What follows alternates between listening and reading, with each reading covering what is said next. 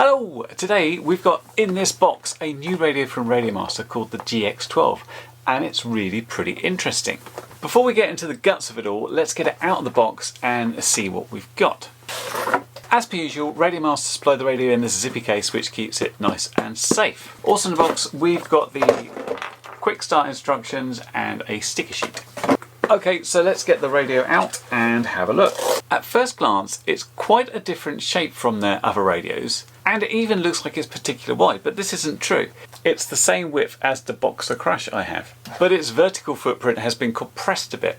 Having tested this out and having a bit of a direct comparison to the Boxer, I think that being a little bit shorter makes it easier for people with smaller hands. So you will see that we have twin foldable antennas on this radio. And this is the big feature. This is a Gemini X radio. If you saw my video on the RadioMaster Nomad module, here's a link to that, you'll know what this does. But if you haven't heard the phrase, what we have in this radio are dual 1-watt transmitters that are also dual band. This means that they work on 2.4 receivers or 868/915 MHz receivers. So these two transmitters means you can run normally, or you can run in diversity mode, Gemini mode, or with the right receivers you can run in Gemini Xrossband mode. This makes it a very versatile radio. Pretty much any ELRS receiver you can use without having to think about, do I have the right module? Now there's a few more features I'd like to show you and a few more things in the case, but let's go into a close-up view to get a proper look at them. Okay, welcome to close-up mode, and the first thing I'm going to do is just bring the Boxer in as a comparison, because one of the things you can see on the Boxer, and I certainly notice, is the lettering is embossed on the buttons. But if you look back on the GX12, you'll notice it's coloured in. Some of them are embossed, some are just printed on the buttons. And that makes a lot more sense. Although I use this radio all the time and you think I should get used to the order by now, I still have to have a think about which one I'm pressing here because I can never quite remember. But this one, it's printed on there. It's a small thing, but it means an awful lot to me. Also as a comparison, if we open up the back of the Boxer and take out the battery, you'll see we have an SD card in there. And this is to put your sort of voices on and some of the Lewis scripts and things like that. But if we open up the back of the GX12, you'll see there isn't a memory card there.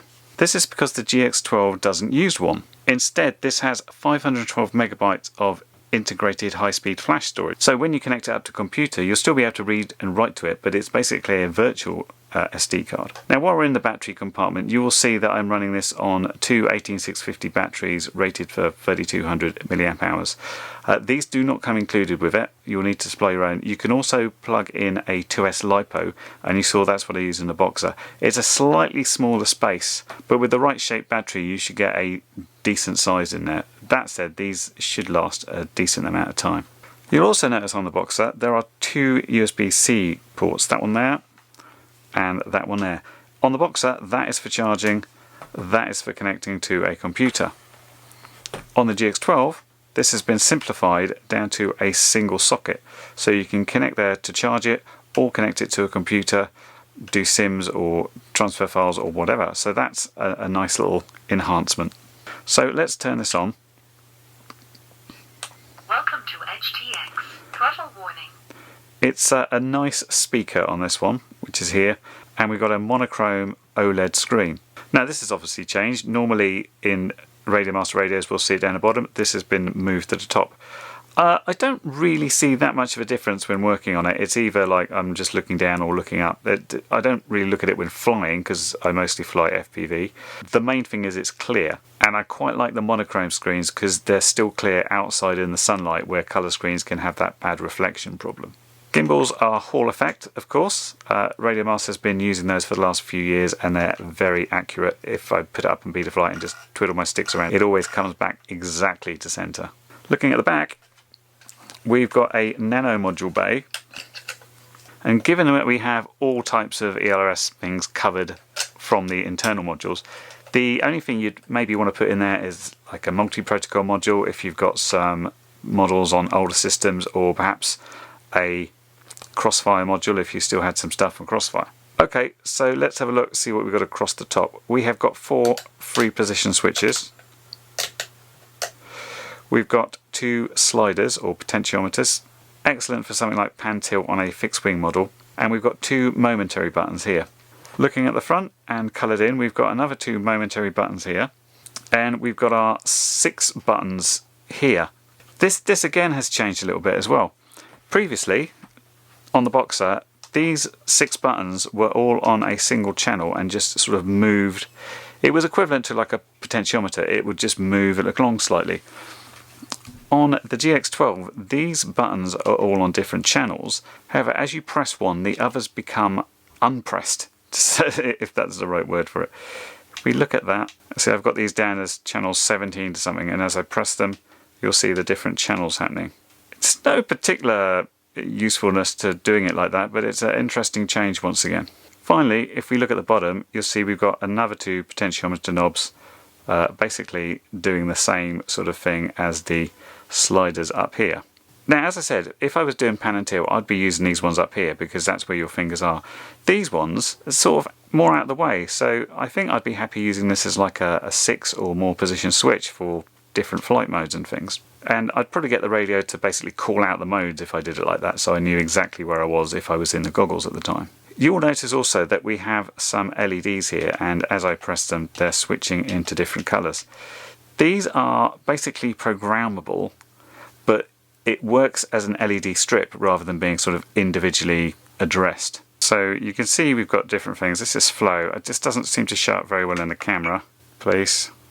Lots of flashing. Rainbow. Lots of different effects there. So I actually thought it would be cool to do something like if I armed it, it would go green to fly. You'll see there's a little problem with this.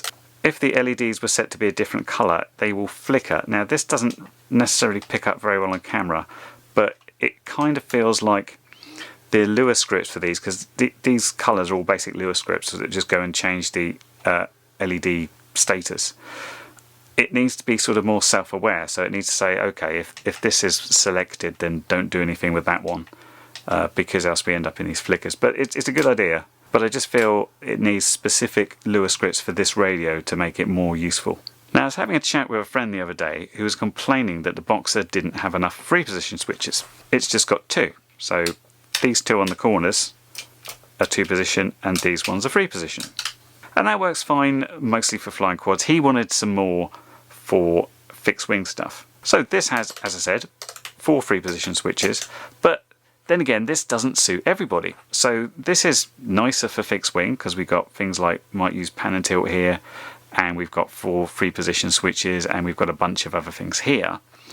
But what about quad pilots that want to simplify it?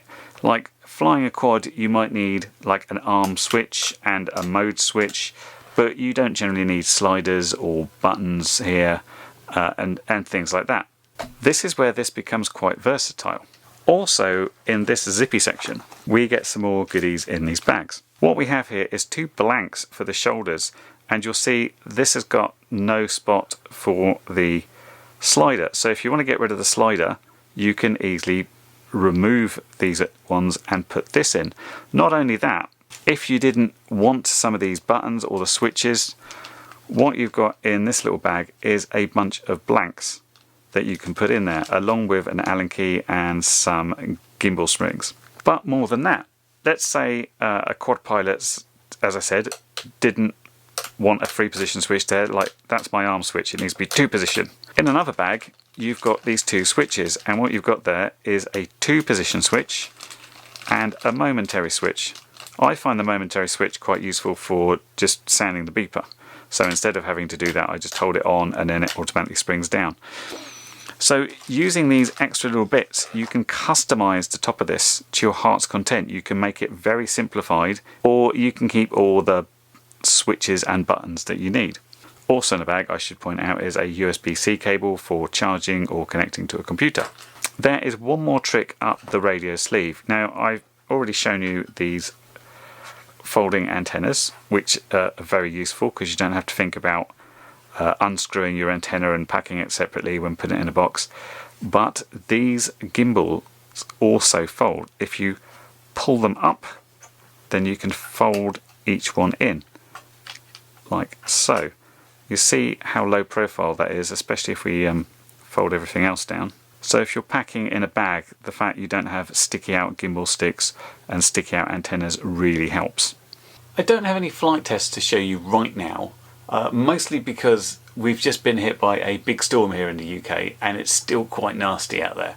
But I'll be using this in my upcoming flights to see how it performs. The Boxer Crush and before that the regular Boxer have been my daily radios since they came out, but this is a serious contender for my attention. The dual band twin 1-watt modules gives me the ability to fly most of my models without thinking about adding any additional modules, and with potentially a better link. The folding antennas and sticks means I'll even think about this one instead of the Pocket while I'm out flying little things.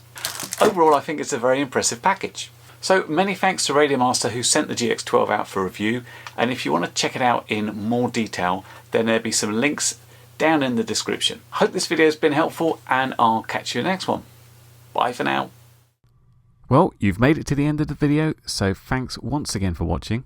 If you like what you saw, then please consider subscribing, and if you really like what you saw, then be sure to check out the link to my blog for a variety of ways in which you can help support this channel.